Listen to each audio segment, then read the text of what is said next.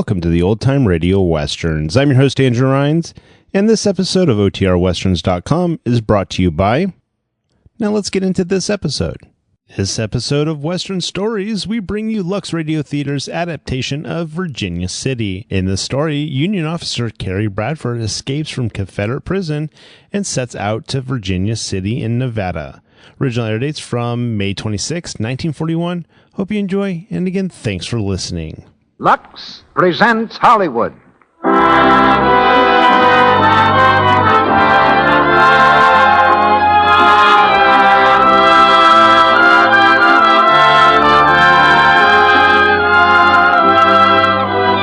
Lux Radio Theater brings you Errol, Flynn, and Martha Scott in Virginia City.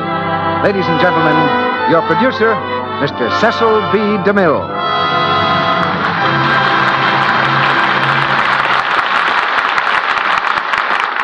Greetings from Hollywood, ladies and gentlemen. Man's endless quest of gold has taken him to the ends of the earth, along a trail marked with the mansions of those who succeeded and with the bleached bones of those who failed. Fabulous cities have risen overnight and died as quickly. Most fabulous of all was the roaring Nevada town, Virginia City, home of the Comstock Lode, and mother of more wealth than man had ever seen before in one place. Tonight, the Virginia City of 80 years ago comes to life in our play starring Errol, Flynn, and Martha Scott, Errol playing the same part he had in the Warner Brothers picture. It's a thrilling story of a little-known episode in the war between the states, a battle for treasure fought by those who served their flags in secret. But for the man and the girl of our drama, the stakes were greater than gold. They were love and life itself. Pioneering in the Old West was exciting. And American women did more than their share of the job and a good deal less than their share of ordinary conveniences. All the gold in Virginia City couldn't have bought them a cake of Lux toilet soap. Because it took plenty of pioneering to develop that, too. Pioneering both in science and the art of beauty. The result is a product dedicated to the great-granddaughters of those hardy feminine pioneers. And incidentally, one that helps to keep them better looking longer than their great-grandmothers. The women of the 20th century may forget the pioneering that it took to develop Lux toilet soap, but they never forget its one luxury that's a bargain. And now we have another bargain in sheer entertainment. The curtain rises on the first act of Virginia City, starring Errol Flynn as Kerry Bradford and Martha Scott as Julia, with Frank McGlynn as Abraham Lincoln.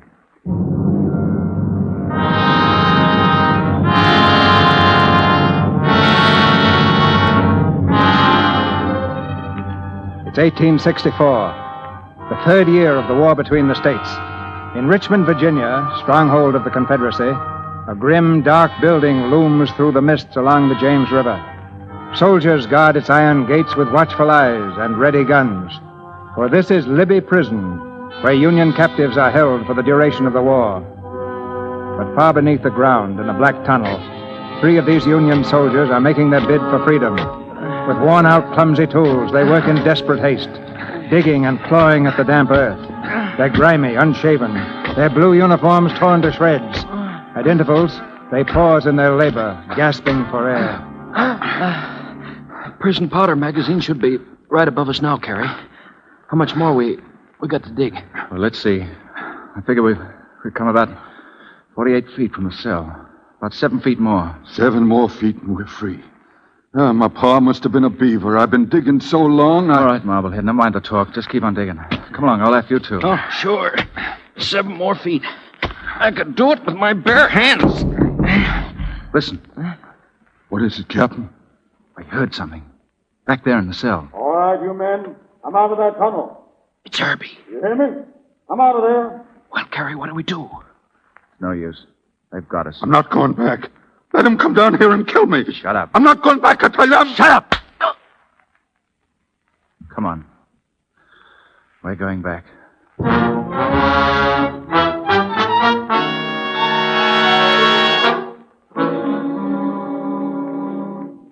That tunnel wasn't a bad idea, Captain Bradford.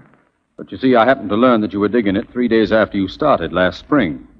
3 months and 12 days ago. And you didn't stop us, eh? That was mighty nice of you, Herbie. Let the boys amuse themselves. Let them get within a couple of feet of escaping from this hole and then shove a knife in them. Very considerate. It was merely my idea of how to prevent an enemy intelligence officer from doing further harm to the Confederacy. You 3 men know the penalty for a third escape try? Yeah, firing squad, isn't it? Or would you rather see us hung? I'm going to give you just one more chance, Bradford. Meanwhile, if you want to dig further, you're welcome.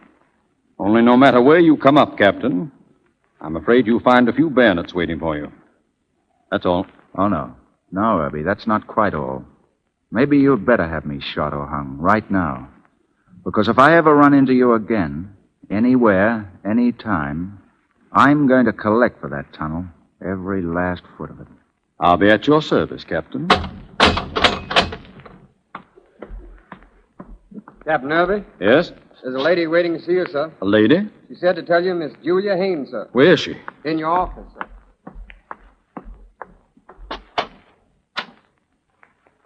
Julie. Hello, Vance. Surprised to see me? Oh, Julie, I wondered if I'd ever see you again.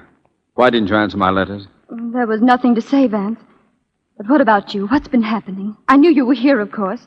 Certain people at Virginia City told me. Oh, it's simple enough. Here, sit down. They gave me this job while I was convalescing from Chancellorsville. Mm-hmm. But I'm fit again, ready for service as soon as they can find some use for me. Vance, the war is going badly for us, isn't it? Very badly, Julie. The South has nothing left to fight with except the will. Wars are won with gold nowadays, not with men. But if the South had gold to buy supplies, arms, powder... Who's going to stake us? Jeff Davis is broke. We're lucky if we can last another 6 months. I'm not thinking about credits. I'm thinking of a gift to the South. Of $5 million in gold bullion. Julie, you're crazy. Where in the world could we get it? In Virginia City. But that's a Yankee stronghold. Vance, you know Virginia City. It's one of the greatest mining centers in the world. Yes, but And the biggest mine owners there are Southerners. Go on, Julie. Dr. Cameron, Armistead, Marshall, all Southerners. Southerners whose loyalty adds up to $5 million, which they're willing to give to the Confederacy. But they can't move it from there without a fight. They need a leader, someone strong, someone who knows all the country between. That's why I came to you. You're the only one who can do it, Vance. Is that the only reason you came to me? Vance, you're my oldest friend. I knew I could trust you. Julie, tell me. Why did you leave your home here and go north? Was it because of me? No, Tell me the truth. Partly that. Because I wasn't sure. But mostly because I wanted to see life in the world outside. Wanted to be a singer. I had a voice, you know. Then the war and the concert stage to singing in the Sazerac Saloon at Virginia City. Julie. Why not? Virginia City's full of Yankees. The Union soldiers talk and I listen. I'm such a good listener. What I hear, I pass on. Suppose the Yankees would call me a spy. And that's why you came. To get your help, Vance. I want you to see President Davis. Tell him the plan. Will you, Vance? I'll arrange for both of us to see him tonight.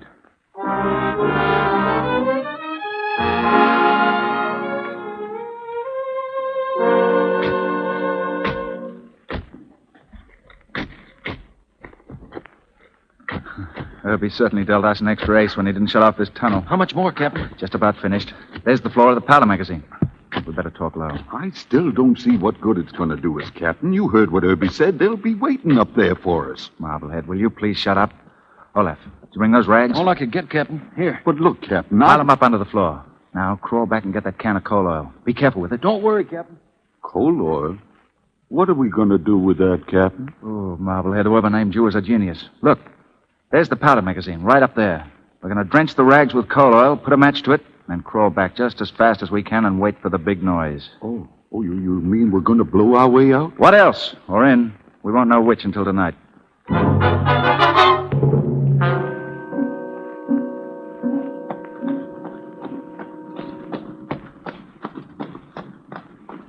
Vance, what's that over there? Where those soldiers are? Those are earthworks, Julie. The last line of defense. Oh, is it as bad as that? Are they that close? 70 miles. At Spotsylvania Courthouse. But they'll never take Richmond now, Julie. You've brought us new life, new hope. Have I? Vance, remember the old days? The parties Father used to give in the old house? You were such a funny little boy, Vance, with your tight trousers and red cheeks. We watched the dancing from the stairs. Oh, it was fun growing up together, wasn't it, Vance?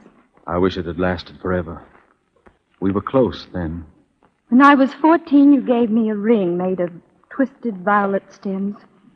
And you slapped me when I threw it away. I've thrown away so many things since then, Vance. Sweet things like that. Perhaps if you'd slapped me a little harder or meant it when you did. Julie, don't. Yes, it's silly to live in the past, isn't it? When do you start west? President Davis wants me to leave tomorrow. By troop train to the border, then by stage. We'll meet later then in Virginia City. Remember, when we meet there, we've never seen each other before. I'm an expert at that now. Treating friends as strangers and enemies as friends. I'll remember. Vance! What in the name of... Vance, look! Over there in the sky. It's a fire. Julie, it's the prison!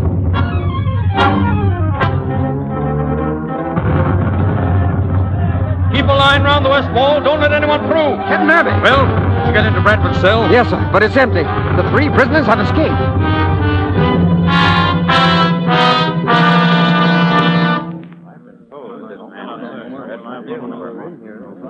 Gentlemen, allow me to introduce Captain Kerry Bradford, one of our most reliable sources of enemy intelligence. Captain Bradford has just come from Richmond. He knows more inside affairs of the Confederacy than anybody but Jefferson Davis. Isn't that what they say about you, Captain? Well, General Hooker, at the moment, I guess I know more about the inside Libby prison. Gentlemen, at the time of his capture, Captain Bradford was tracing a report of gold shipments to Richmond. I said then the report was ridiculous, and I still say so. Am I right, Captain? No, sir. The rebels did receive gold, but only in small amounts. Right now, though, they're planning a much bigger transfer to the value of several $1 million. Where could they get that much gold? Just one place, sir. 3 of the richest mines in America happen to be owned by Southern sympathizers out in the Nevada territory. Town called Virginia City. All they're waiting for is a chance to ship it out, and they will, unless we get there first. How soon can you start for Virginia City, Captain? Any time, sir. We're already packed. Good. Draw what money you need from the paymaster and get the next coach west. And good luck to you. Thank you, sir.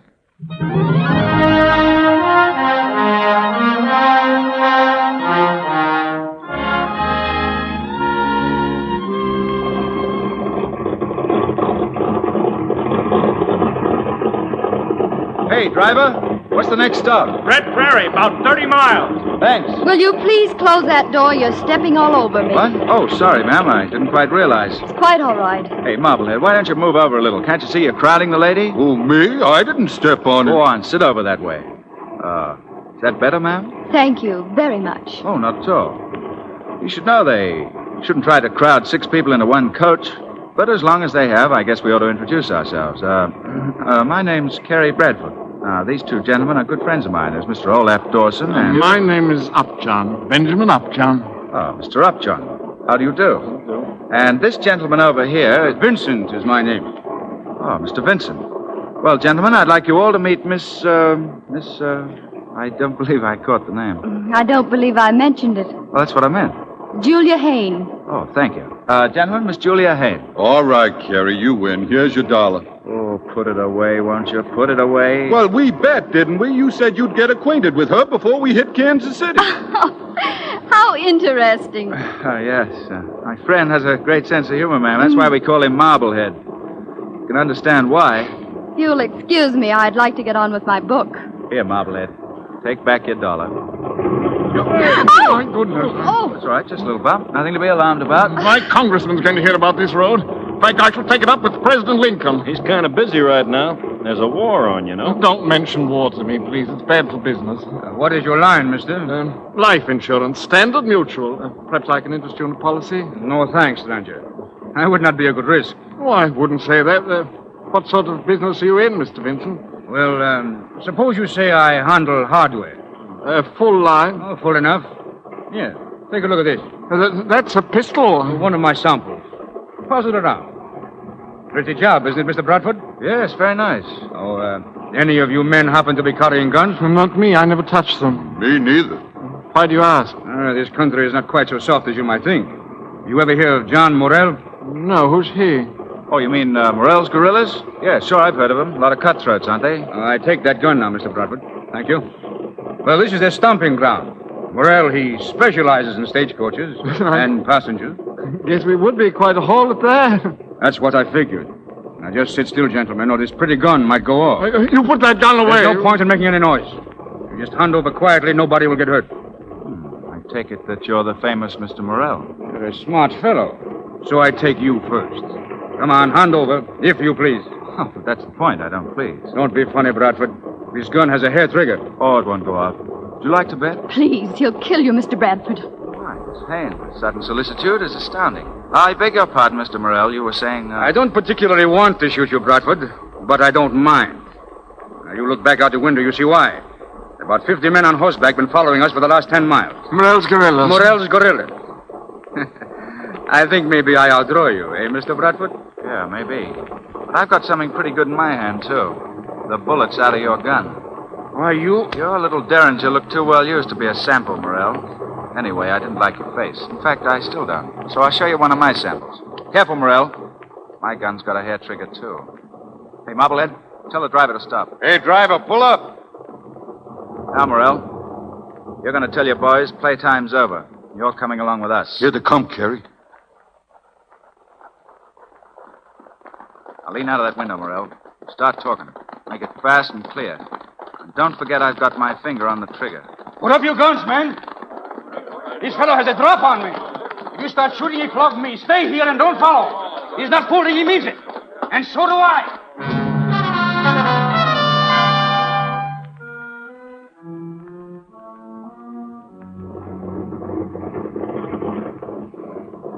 And to think that I tried to sell him life insurance. Do you think we're safe with him riding up there on the top? Don't worry, mister. He's tied up so tight he can't move his fingers. But I don't ever want to be in a worse jam than that. How about you, ma'am? I beg your pardon. I was reading. I said we were in a bad jam. Don't you think the heroics were a trifle exaggerated? Oh, you think he didn't mean it? I want to tell you, ma'am. Never mind, Olaf. Huh? Oh, yeah. Why, Miss Hayne, you're pretty cool being able to read right now. Do you think so? Well, most women would be sort of upset. Well, perhaps I'm different. I should say you were, particularly since you've got your book upside down. It was silly, wasn't it? Yeah. And I'm sorry if I've been rude. Oh, not at all, Miss Hayne. Haven't even said thank you. If you hadn't been here, Mr. Bradford, I don't know what might have happened. Do you believe in predestination? You know, I just had to be here. So did you. So did Merrill. There's probably some future reason for it. You're not serious. Oh, of course I am. I believe in those things. You don't think this meeting was an accident, do you? Why, we've been leading up to this for years. Ever since I was, well, about that high, and you were in your cradle. Well, it just had to happen. Very glad it did. Hey, Kerry, you better take that dollar again. Oh, would you shut up?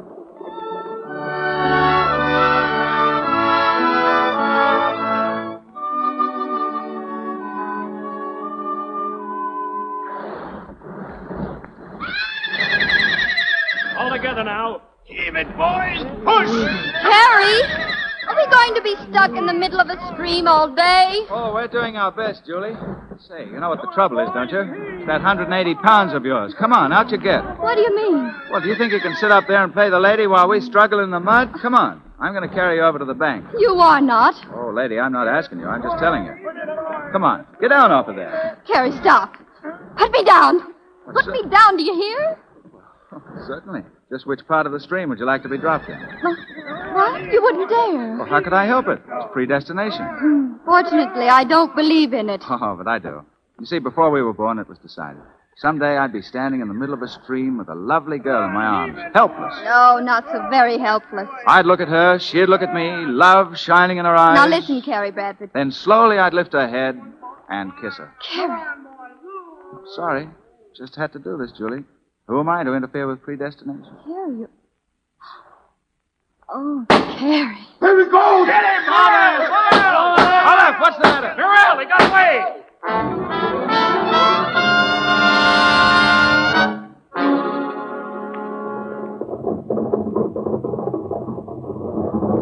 We stay here about 20 minutes, folks. Don't get lost in the dark.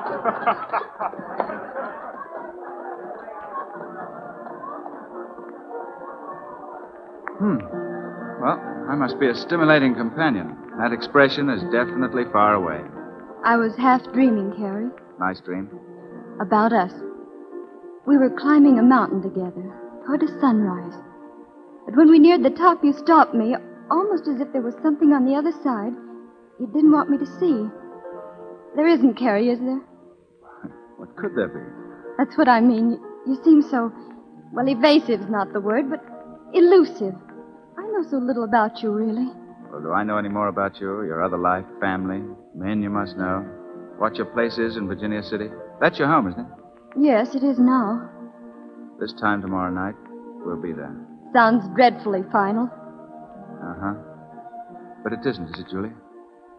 I will see you there, won't I? It's not a large place. Oh, you know I don't mean that. Look, Julie, I'm not a fool. I know what's happened during the last few days, and so do you. Can't end now, can it, Julie? I don't know. I can't tell yet. Only promise me this, Kerry, for as long as we're together, or whenever we meet again. Let's not climb mountains or cross bridges till we know what's on the other side. Promise? Uh-huh. I promise.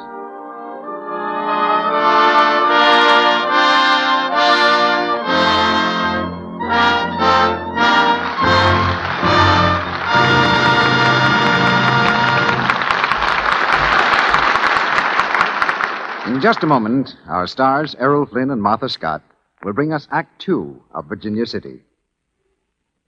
Now, our producer, Mr. DeMille. Act Two of Virginia City, starring Errol Flynn as Kerry Bradford and Martha Scott as Julia.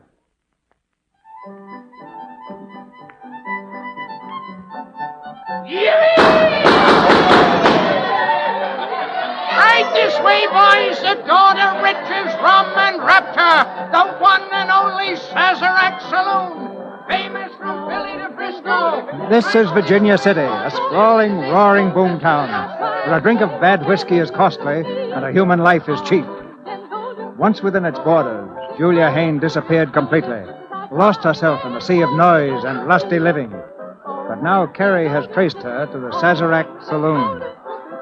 What'd you say her name was? Julia Adams, greatest attraction we've had since Lotta Crabtree. I can imagine. How long has she been working here? Nearly 4 years. She just got back from St. Louis, and the boys sure did miss her. I'll bet they did.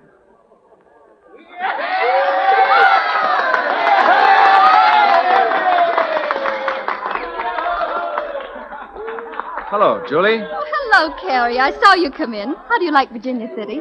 Well, I haven't made up my mind. But I can tell Virginia City likes you. This is very funny. Why didn't you tell me about it? You mean working here? I didn't think it mattered much. At least I hoped it wouldn't. Well, I don't know that it does. We're all friends, aren't we? You and me and a couple of hundred other people around here. These people like me and respect me. They discourage those who don't. That's a nice arrangement. Would it help your percentage any if you had a drink with me? Thanks. I'm paid to be pleasant to everybody. Why, that's right. Why not? Hey, bartender? Yeah, The same. And whatever the lady prefers. coming up. You know, I feel sort of silly. Coming out here, I somehow got the idea that you were hard to meet. Kerry, You know, I was thinking how easily I could have won that $1 from Marblehead. All I'd have to do was to buy you a drink. And maybe we could... Oh, excuse me. I think I see an old friend of mine, Captain Irby. Good evening, Captain. Did somebody call? Oh, Small world, isn't it? I didn't know you for a second, Bradford. Maybe it's the fresh air in here. What are you doing out here in Nevada? Oh, now, that's funny. I was just going to ask you that. We've often talked about you, my friends and I. You remember those two friends of mine? We used to dig in the same sand pile together. Yes. Yes, this is quite a reunion. Maybe I ought to buy a drink on it. Oh, no, thanks. This time the treat's on me. Oh, I'm sorry, Captain Irby. This is Miss, no, don't tell me. That's funny. I've forgotten it. you forget so easily, don't you, Mr. Bradford? Maybe. My name's Julia Adams. Pleasure, ma'am. Oh, of course, Adams. A toast, Captain, to Miss Julia Adams, the belle of the Sazerac Saloon. Did you just arrive, Captain Irby? Just today, ma'am. I find Virginia City is quite a Union stronghold. Oh, yes, it's red, white, and blue all over. Oh, there are a few Southerners, of course, but they're harmless. Is that so? What do you think, Irby? I agree with the lady. What harm could a few Southerners do way out here? Hey, Mr. Bradford, a couple of fellows down the line want you to have a drink with them. Okay, thanks. If you'll excuse me, Miss Adams. Oh, Captain Irby, it's been a pleasure to see you again. The pleasure is all mine, sir. I hope we'll meet again soon. Julie, Be careful, Ben. where did you meet that man? He came west with me from St. Louis. Why? He was one of my prisoners at Libby for 8 months. What? Stay away from him. Don't let him ask questions of you. He's a Union spy. A spy? Julie, listen. With him here, we'll have to work fast. I've already got Dr. Cameron and the others lined up. We'll leave in a wagon train. 10 wagons. We're bringing along the families for a blind. We'll head south into Arizona, then into Texas. If you want to reach me, I'll be at the blacksmith shop behind Cameron's house. Julie, do you hear me? Yes. I hear you, Vance.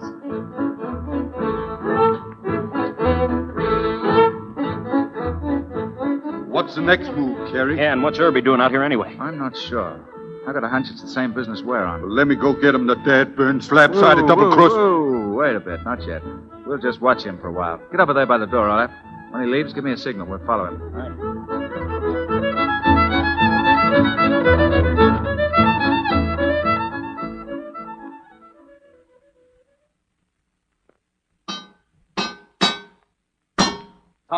Tom, are those wagons ready yet? Yes, sir. Just got to fix one more rim. Let it wait, then. There's a man in town named Bradford, a Union spy who knows me, knows why I'm here. You get someone to Armistead and Parrish and warn the others. I'll see Dr. Cameron myself. Yeah, but they're all back there now in the house. Good. Now, here's what we'll do. Just stand right where you are, Captain. Olaf, watch the back door. Evening, Mr. Bradford. Were you looking for me? Yes, among other things. Well, if I can help you in any way. Oh, you already have, just by being here. Oh, yes. I remember now. We once made an appointment, didn't we? Well, gentlemen, I'm still at your service. Did you have in mind a four-handed affair tonight, or shall I take you tomorrow in alphabetical order? No. We don't want you alone, Irby. We let you leave the saloon because we knew you'd go straight to your friends. And I have an idea that that's just what you did. Now, you can either surrender peacefully, or shall we just begin pulling the place apart? Blacksmith, do you have any idea what he's talking about? Search me, mister. Well, that's what I'm going to do. Olaf, keep these men covered while I take a look at that back room. Get away from that door, mister. Afraid you can't persuade me. And maybe a couple of bullets will. Look out, Kerry! Don't let him out. Knock that lamp over. Get out. There he goes! Get him, Olaf. I can't see him. Well, don't let him get away. Grab him. Grab who? How can I grab? I got him. Let go, Olaf! You got me! Out that way. Come on.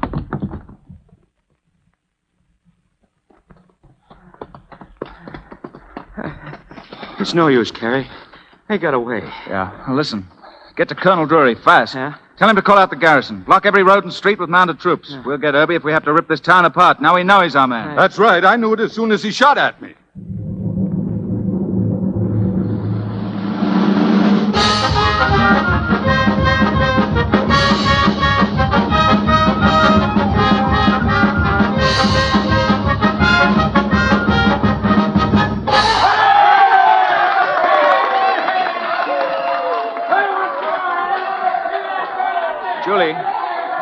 Julie, can I speak to you for a minute? Well, did you come back to tell me you liked the act?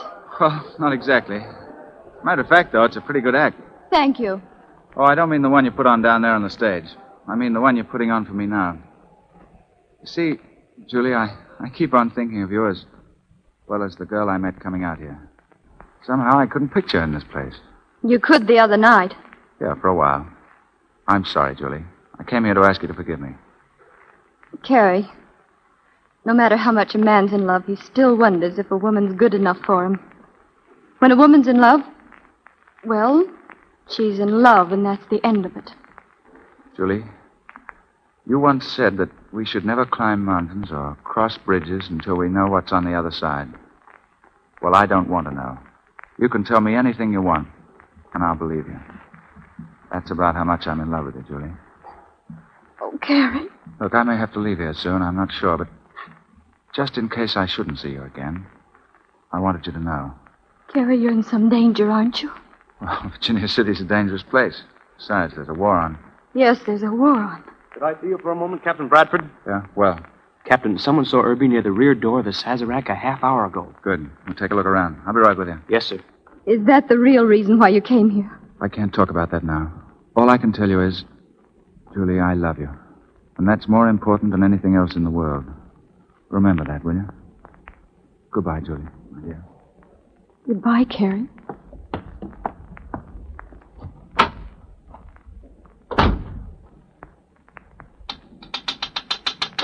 Who's there? Ben. Julie, I must see you. Open the window.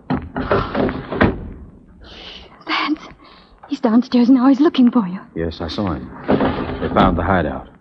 Every street is blocked with soldiers. But we're leaving town tonight, and the gold is going with us. How? When? You've heard of Merrill? Yes. Well, I made a deal with him. His men are camped only a few miles from here. Between 2 and 3 o'clock this morning, they'll attack the Unison garrison. They'll draw every soldier out of Virginia City. We slip out of town with the last 4 wagons. The others are up in Box Canyon waiting for us. Waiting for us? You can't stay here now, Julie. Or would you rather stay? No. I haven't anything to stay for, Vance. I'll go with you, of course. Julie, there's just one thing left to be done, but it's the most important. And you're the only one who can do it. What is it? Go back downstairs as if nothing had happened. Send for Bradford. Tell him you know where I'm hiding. Send him to me. Send him to you. But why? Because he's the one man in Virginia City who could stop us. You want me to lead him into a trap? Yes, Julie. I can't do it, Vance. I can't. You must, Julie. You couldn't afford to leave him here alive. He knows too much about us. So you're going to kill him, aren't you? Oh, please, Vance, don't ask me to do this. Julie, this is war. I don't know what this man means to you. But before you answer, do you remember what Jefferson Davis said to us when we saw him? The hopes of 10 millions of us will be riding with you. Yes, I remember, but can't you see it's murder, Vance? Worse than murder. Kerry trusts me. That's why I said only you can do it. What shall I tell him?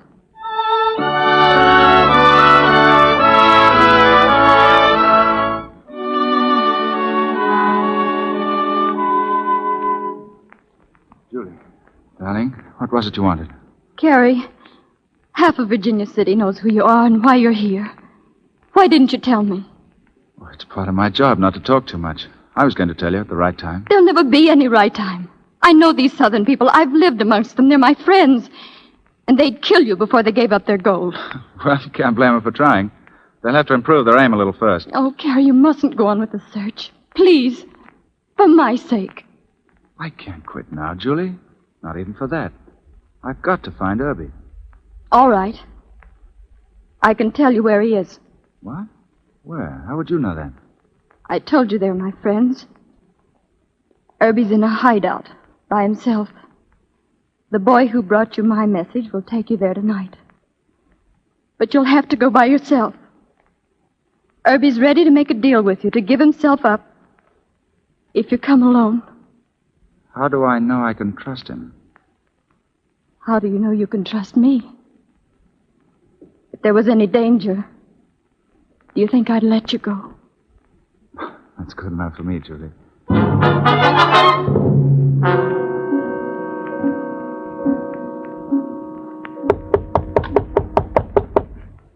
Who is it?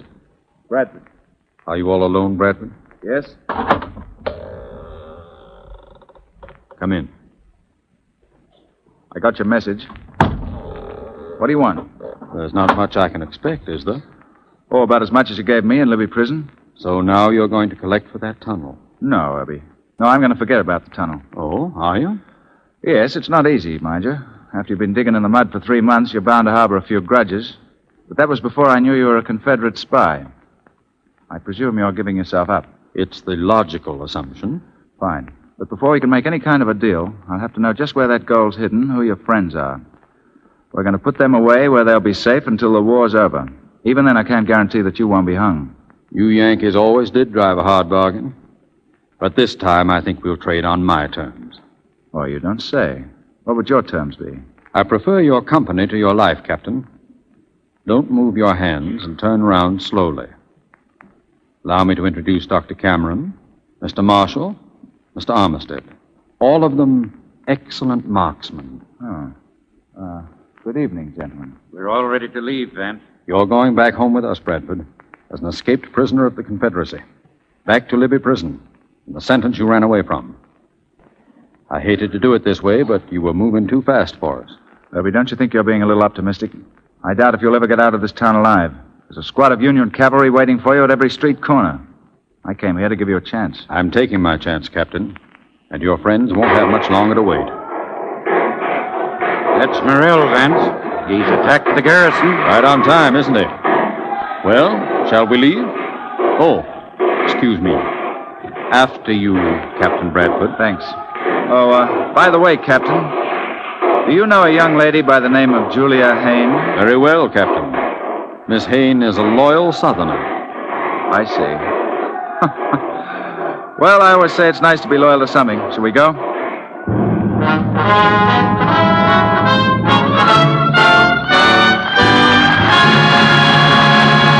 We pause now for station identification. This is the Columbia Broadcasting System.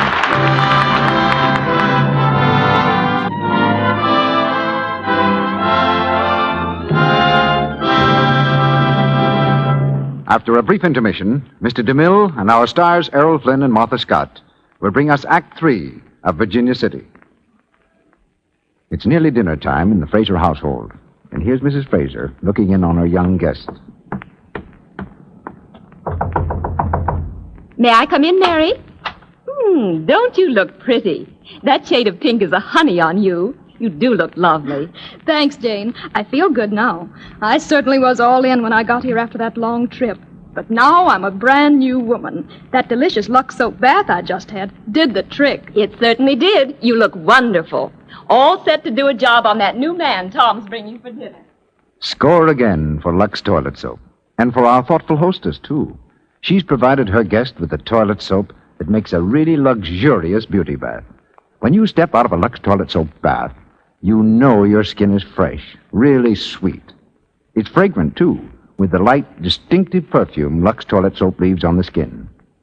Hollywood screen stars say, we love this delicate Lux Soap perfume.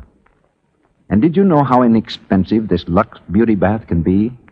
A cake of this smooth white soap with the costly perfume is yours for just a few cents. Lux Toilet Soap is hard-milled, so it lasts and lasts. Why not start tomorrow? Make your daily bath a fragrant, refreshing beauty bath with Lux Toilet Soap. Now, Mr. DeMille returns to the microphone. The curtain rises on the third act of Virginia City.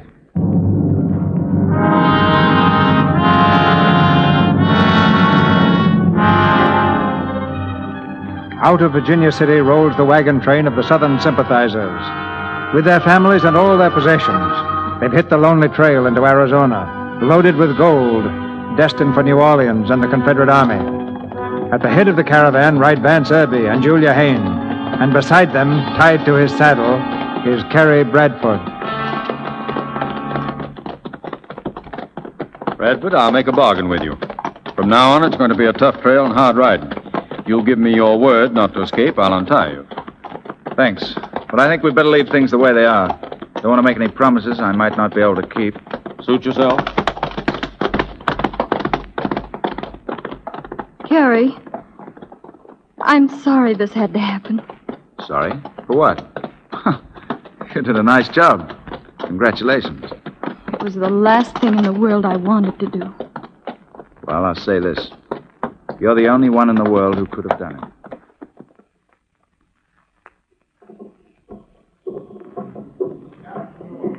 Vance, Merrill is here. Oh, how are you, Merrill? That was good work the other day. Did you lose any men? No, 3 or 4. They chased us 30 miles. Yes, quite a party you have here. 10 wagons, huh? Which way you heading? Straight south. Now, that's the best route. Cut west this side of Las Vegas and miss the Union outpost at Mortimer Station. Me and my men be glad to ride with you away. No, thanks. Oh, you ought to I'll have pay you off tonight when we stop. As you say, Captain. I'll tell my men. Vance, that was a good tip about circling Mormon Station. Yes, a little too good, Dr. Cameron. I wonder if Merrill knows we're carrying gold. You mean he might try to ambush us? There's no telling what Merrill might do. We'll take no chances with him. What's the matter up there? Captain Irby. Yeah, what is it? Captain Irby, Bradford's gone. Bradford? He's gone, sir. He must have got loose when we stopped to water the horses. Send 10 men back along the trail. Tell them to scout both sides. Tell them not to come back without Bradford.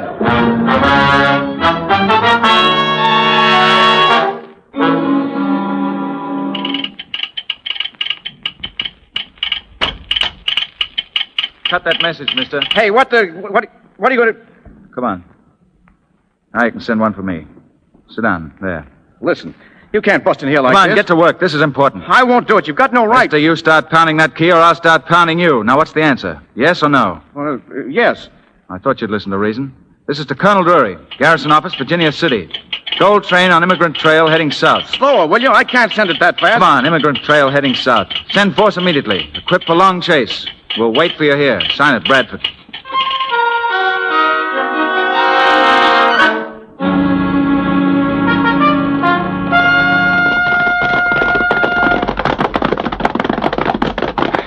This is the way they went, Colonel. Looks like it. They camped here about 2 nights ago, then crossed the river and picked up their course. Due south. Couldn't be any plainer if they'd left us a map. Maybe they did, Colonel Drury. The question is, can we trust it? What do you mean, Bradford? Well, they must know they're being followed. It'll be the easiest thing in the world to cover up tracks like these. Why didn't they do it? You want my opinion, sir. If I did, I'd ask for it, Bradford. There are the tracks where they entered the river and where they came out on the other side. Oh, if you'll excuse me, sir, there aren't enough tracks here for 10 wagons. I'd say about 4 or 5. Would you? Yes, sir. These tracks are decoys. They've loaded their gold onto the other wagons and drawn us off the trail. The gold wagons have gained 4 or 5 days on us, either east or southeast. Colonel, why don't you give me 4 or 5 men and let me follow my hunch? Split the rest into patrols and spread out. We'll meet you at Sloan's Crossing, sir. All right. But I hope your hunch is good. For your sake. Yeah, I hope so, too, sir. Kerry, suppose you ain't right. Oh, don't be silly, Marblehead. Look at those tracks. Do you think my hunch is good? Well, the way I look at it, I don't know. Ooh. Well, with you along, Marblehead, how can I miss?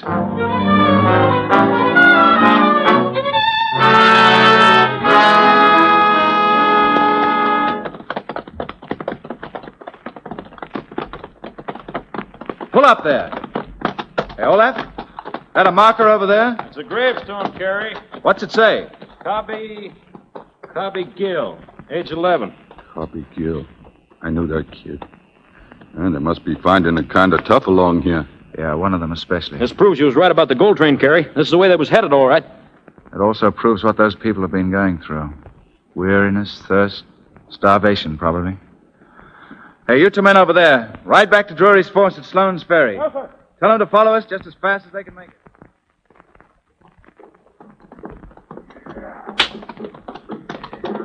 Captain Irby? Well, what is it? Scouting party from up ahead, sir. Water hole is dry up there. Dry? Can't be. Not a drop in it, sir. All right. Take another party out. Keep looking. Yes, sir. How far to the next stream, Vent? If this one is dry, they all are. And we mustn't let the others know. They're counting too much on it. I'll tell them that this isn't the place. We haven't reached it yet. Vance, I've got to talk with you. I know what you're going through. It's even worse for you than the rest of us. But we've given up too much already. These people can't go on. We can't make them. It's inhuman. War is inhuman, Julie. We're going on as long as we have the strength. How long will that be without food and water? 2, maybe 3 days. Nothing but desert between here and the Texas border. We'll still get through. Nothing else matters. Vance, something's happened to you. You're different. You're so alone. We all are. Vance! Get down, Julie. We're being attacked. What is it? It's Merrill and his gang. They're on both sides of it. Merrill? He must have found out about the gold. Pull the wagons into a circle. Quick there! Get him round this way! Close up! Close up!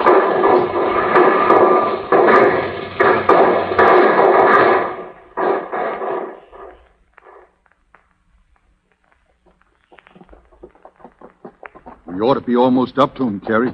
Those tracks look pretty fresh to me. Uh-huh. They'll have to camp for the night. That means we'll reach them before morning. And then what'll we do? 3 men against maybe 50. Pull up. We'll have to send back for more. Pull up! Huh? Quiet! That's just ahead of us, Kerry. Sounds like trouble. Come on. We'll ride to the top of that hill. That firing's just on the other side.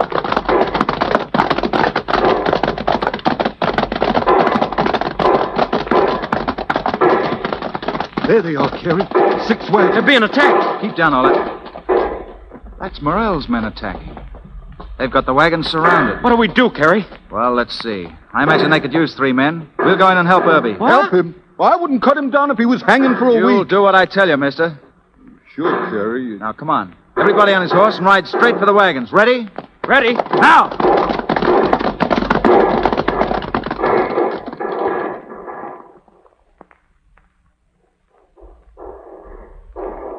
Keep down off those wagons. You women, keep on the ground. When you reload, hand the guns up. We'll take them from you. Here comes 3 of them, Captain, down off the hill. Let them ride up close, then pick them out. They must be mad sending 3 men down. I'll take the first one, Van. Wait. Hold your fire. Those aren't Merrill's men. They're Yankees. Open up the circle. Pull that wagon out and let them in. Let those men in. Yankees. Vance, it's Bradford. It's Kerry Bradford. I know who it is. Kerry.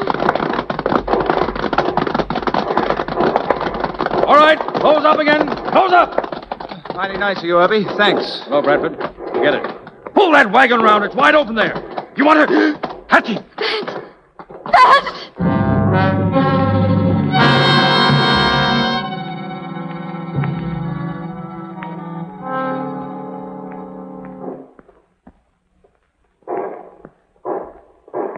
Feeling any better, mister? Sure. I'm not much help. Bradford, I'd like you to take command here. I've already done it. What's our chance of holding out? 10 to 1. Against. When it's light, the crew will be down on all sides again. Our only hope's Drury. When? Maybe tomorrow. Maybe not for days. The gold. It's cost us so much. If any of us gets through, I'd like it to do some good. So would I. But that's not up to me. Whatever happens to the gold, it's out of my hands. Bradford, the South can't win now. But the gold still belongs to our people. They'll need it after the war. I told you it's not up to me. I can tell you one thing, though. Merrill won't get it. But if Drury asks... That's all I can promise. Where is it? In the second wagon, under the floorboards. You know, Bradford, I think you and I could have been friends. I think maybe we are friends.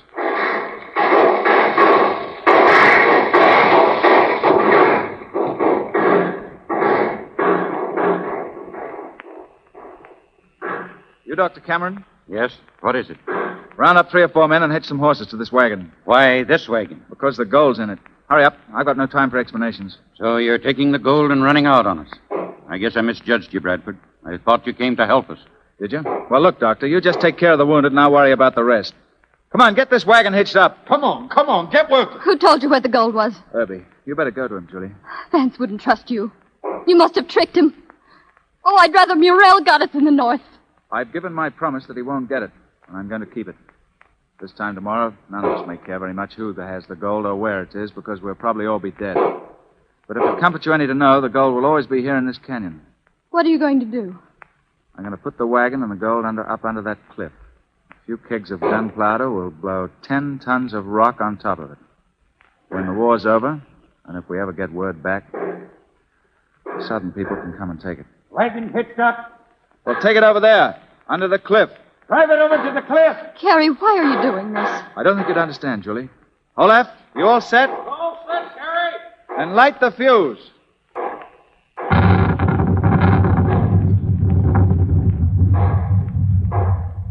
There's your Confederate gold, Miss Hayne. Kerry. Kerry, forgive me. Kerry, it's Drury. Drury, open the circle. Open the circle and let them in. What do you mean let them in? We're going out to meet them. Come on.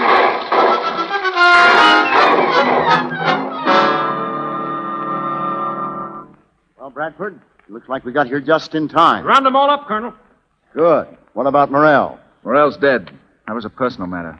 How many men did you lose, Bradford? We're all that's left. Captain Irby was in command here. He passed it over to me just before he died. I see. Is the gold safe? Bradford, I asked you a question. Where's the gold?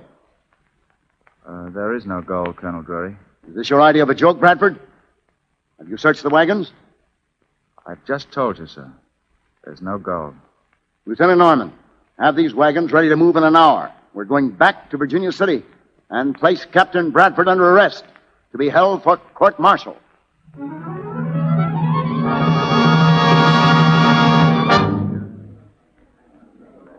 It is the verdict of this court-martial that you seized and withheld contraband of war for private reasons and are therefore guilty of high treason. Before final sentence is passed, is there anything else you wish to say in your defense? It's true I took the gold, but not for the reason the court infers. The court is willing to consider any reasons consistent with your obligations as a soldier. There are some things that aren't in the military code, sir, and this is one of them. My job was to see that the gold didn't reach the South. I did that job to the best of my ability. Because I knew it would only prolong the war. As the court knows, the gold did not reach the South.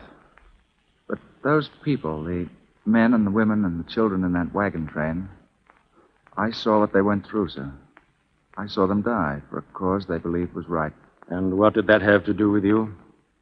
Well, one of their men hoped that someday the gold would still reach the South where it belonged. He hoped that it would help them rebuild their homes and restore some of their pride. I don't think I can explain it any better than that, sir.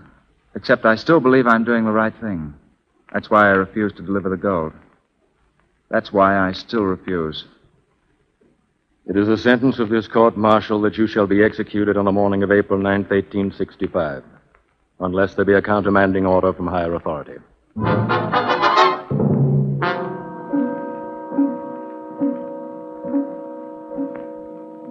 And he said, unless there be a countermanding order from a higher authority. That's why I came to you, sir. I've always heard that President Lincoln was kind and just. I was afraid you wouldn't see me because I'm a Virginian. Why, I've got a lot of friends down south, Miss Hayne, and more relatives in Virginia than a Blue Ridge rabbit. I've sort of missed them these last 4 years. Let me see the records of this case, please. You can see from the testimony, Mr. Lincoln, there's no question of Bradford's guilt under the military code. Maybe so. I'm not a military man. If we were not at war, sir, Maybe we won't be after tomorrow. Mr. Lincoln. General Lee has sent for Grant to meet him in the morning at a place called Appomattox Courthouse. Then we've beaten them. Yes, I guess we have. But our work only begins there. And perhaps Captain Bradford's way will be our start. Then he won't be killed. No. Killing is over now. Miss Hayne, you've come over 2,000 miles to save the life of a man who was once your enemy. It may be because you admire what he did, or it may be just because you love him. To me, you two people are symbols of what I hope we can do for our country. Thank you, sir. I'll tell them in Virginia City. I'll tell them everywhere. Yes, tell them we are no longer enemies, but friends. That in my heart, and in thousands like mine throughout America, there is no spirit of revenge in our victory. There must be no harbor of hatred in their defeat. Tell them that we are now one people, united by blood and fire, and that from this day forward our destiny is indivisible.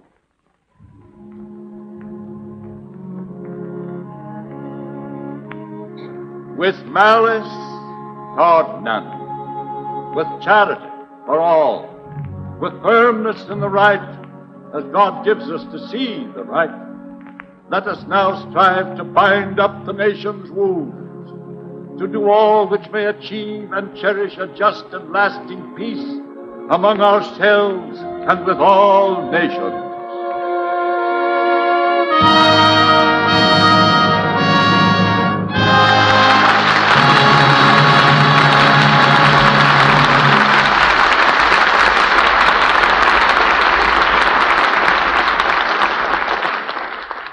Gold is where you find it, and so is good acting. We found both tonight, thanks to Errol Flynn and Martha Scott. Thank you, Mr. DeMille. Afraid we left a lot of bullet holes around here tonight, sir. They say that over at Warner Brothers, if you want to find out where Errol Flynn is working, you just stop and listen for the shooting. That's about it. That's quite a formidable weapon they've supplied for your new picture, Errol. Oh, you mean dive bomber, sir? Yeah. Well, we had plenty of excitement making that one down at the Naval Air Station. But how about Reap the Wild Wind? Are you getting the Navy in that? History did it for me, Errol. It's a story of the Carolina, Florida coast. And incidentally, the whole city of Charleston is helping me film Reap the Wild Wind. They have a street there that hasn't changed for 100 years, except for telephone and light wires.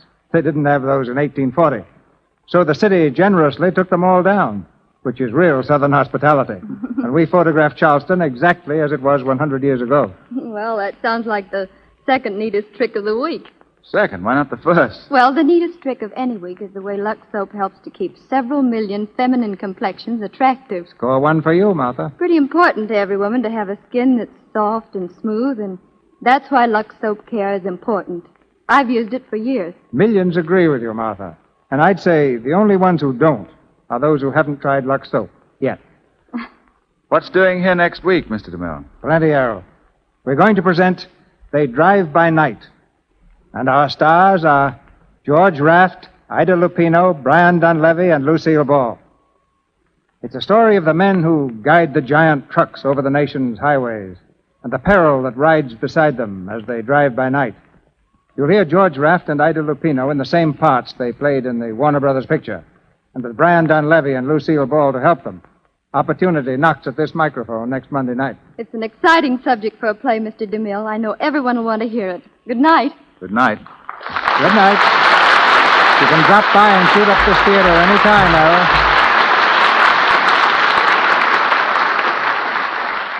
And now, before I say good night to our audience, I'd like to remind everyone listening that there's a part for all of us to play in national defense. We can all join the gigantic nationwide effort to keep America free by buying United States Defense Savings Bonds. A bond may be purchased for as little as $18.75. And at the end of 10 years, the same bond will be worth $25. Your bank or post office will give you full details about defense savings bonds. But remember that when you sign up for one of these bonds, you're putting your endorsement on the Declaration of Independence.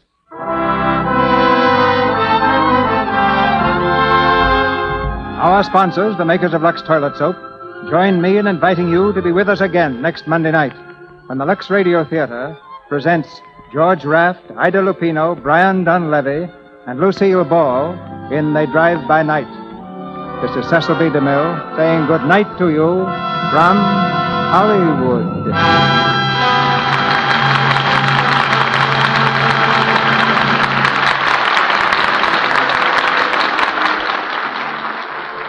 Martha Scott will soon be seen on the screen in the Columbia picture, They Dare Not Love.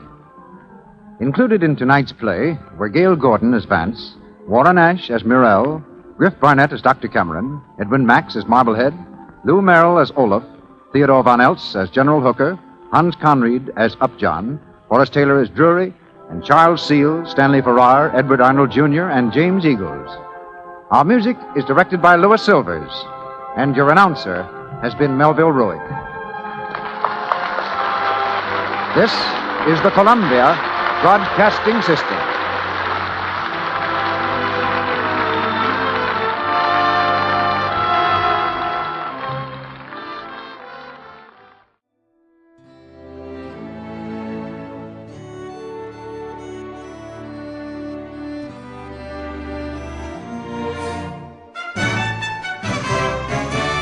This has been a presentation of OTRWesterns.com, and we hope you enjoyed. Please take some time to like and rate our shows in your favorite podcast application.